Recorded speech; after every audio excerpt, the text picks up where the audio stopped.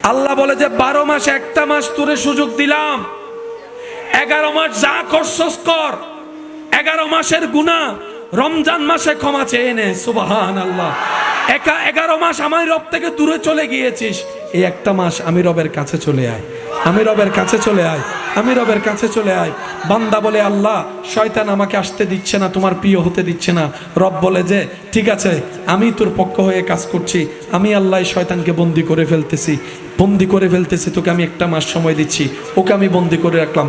এবার তুই আমার কাছে ফ্রিতে চলে আয়, তুই আমার কাছে সহজে চলে আয়, তুই আমার কাছে রাস্তা ফ্রিতে চলে আয়। এরপরও যদি আমরা রবের প্রিয় হতে না পারি, এর চাইতে বড় আফসোস আর কিচ্ছু হতে পারে।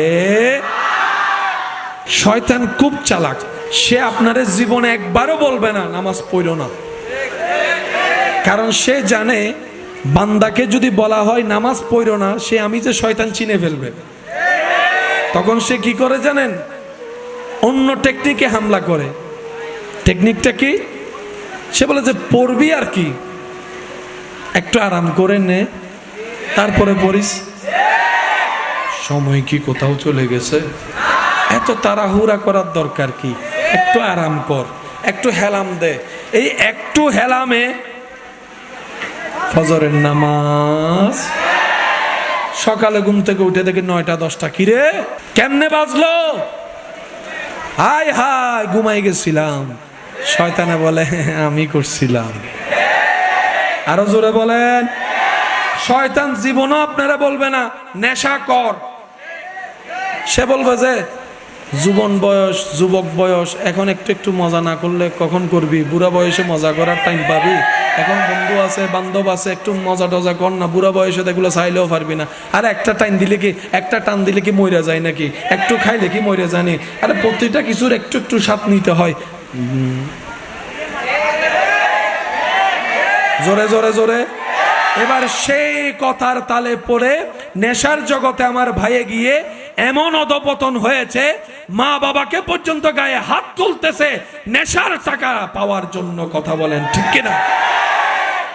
করাইছে কে? বাইজে গেছি আমরা। রাগ আসে কার পক্ষ থেকে? বেশিরভাগ সম্পর্ক ভাঙ্গে রাগের কারণে, ঠিক কিনা? নাক ফাটে কিসের কারণে? সম্পর্ক ছিন্ন হয়, মামলা হয়, হামলা হয়, প্রতিশোধ হয়, ডিভোর্স হয়, রাগটা কে দেয়? শয়তানের রাগে পড়ে ক্ষতি হয়। বলেন না? সেজন্যই আল্লাহ শয়তানের পরিচয় কোরআনে এইভাবে দিয়েছেন, আদুউম মুবিন। বান্দারা তোমরা সতর্ক থাকিও, শয়তান এমন ভাবে আসবে তোমাদের সামনে, ওর মতো ভালো বন্ধু আর পাবা না, এটাই তোমাদেরকে ফিল করাবে। কিন্তু ওর মতো খারাপ বন্ধু, খারাপ দুশমন আর কেউ হবে না, এটাই মনে রাখিও। কথা বলেন ঠিক কিনা? আল্লাহ তাআলা আমাদেরকে শয়তান চিনার তৌফিক দান করুক। ব্যবসা করে, ব্যবসা 1 নম্বর 2 নম্বর জিনিস আছে। 1 নম্বর বলে 2 নম্বর দেয়, দেয়াচ্ছে কে? মাথায় কি ঢুকাইছে? সবাই তো করে, সবাই তো সুদ খায়, সবাই তো ঘুষ খায়। এবার শয়তান যখন আপনাকে দিয়ে এগুলা করালো, আপনার পাপের পাহাড় বড় হয়ে গেল। হাসরের ময়দানে যায় যখন আপনি বলবেন আল্লাহ আমি করি নাই, শয়তান করাইছে, তখন সে কি বলবে জানেন? আল্লাহ তারে বানাইছো তুমি, সে আমার কথা কেন শুনলো? তারে জিজ্ঞেস করেন। তারে খাওয়াচ্ছ তুমি, সে আমার কথা কেন শুনলো? তারে নিঃশ্বাস দিয়েছো তুমি, সে আমার কথা মতো কেন চললো? শয়তান বলবে আল্লাহ আমার কোনো দোষ নাই, সব দোষ তার। সেই দিন সে আপনাকে আমাকে বাজাই দিবে উল্টা। তো সেজন্য শয়তান অনেক কাজ করবে, তার কাজেতে অটল থাকবে। আমরা যারা রবের বান্দা, প্রিয় বান্দা হওয়ার চেষ্টা করব, আমরা আমাদের কাজে অটল থাকতে হবে। কথা বলেন ঠিক কিনা? সে চাইবে জাহান্নামের দিকে নিতে, আপনাকে আমাকে চেষ্টা করতে হবে জান্নাতের দিকে যেতে। এবার ভাগ করব আমরা, জাহান্নামী কাজ কোনগুলা, জান্নাতি কাজ কোনগুলা, আমরাই ভাগ করব, আমরাই সিদ্ধান্ত নিব কোনটাতে চলা দরকার, কোনটাতে চলেছি। আমার কথার সাথে যারা একমত আছেন তারা বলেন মারহাবা।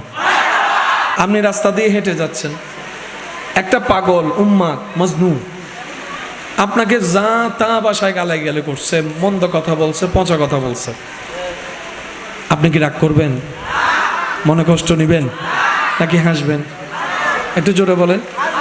মনে কষ্ট নেবেন না হাসবেন? ঘরে আসার পরে আপনার স্বামী, আপনার স্ত্রী, আপনার আশেপাশের কোনো মানুষ যদি এর চাইতে হালকা কোনো বকা দেয়, খুশি হবেন না মন খারাপ করবেন? জোরে বলেন। তা আপনি না সেই মানুষ একটু আগে মন খারাপ করেন নাই?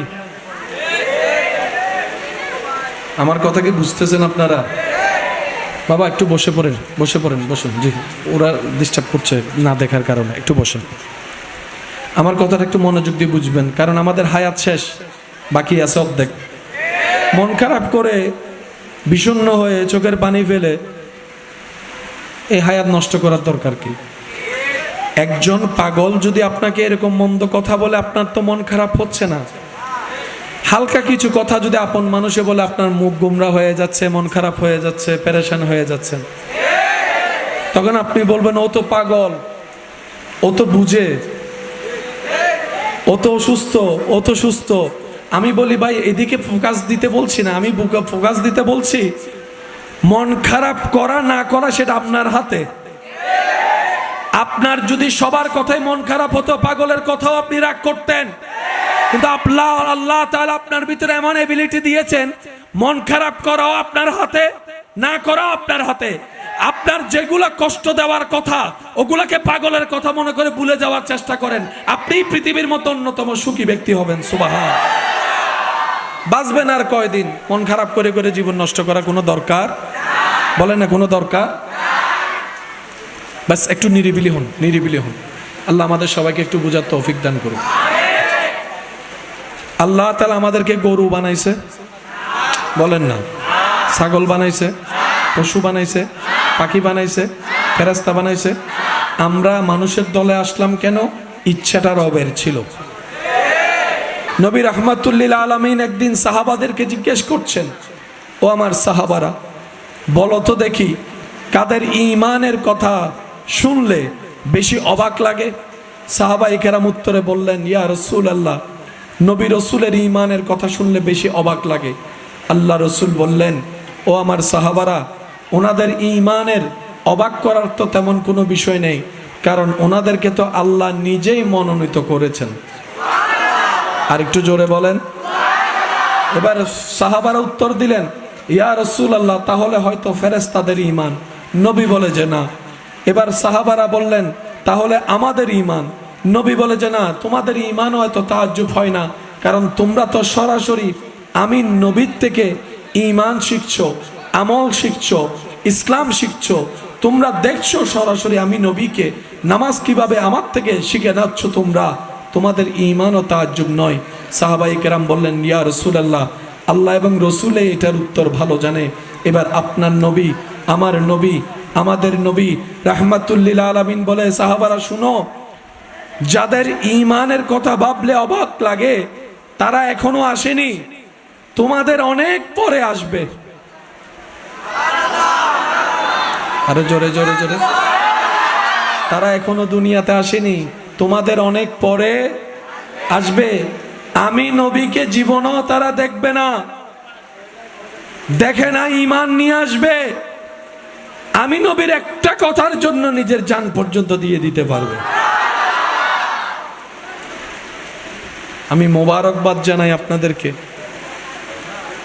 এই মাহফিলটা যারা আয়োজন করেছেন, সহযোগিতা করেছেন, উপস্থিত যারা হয়েছে, আল্লাহ আমাদের সকলের হাজিরি কবুল করুক।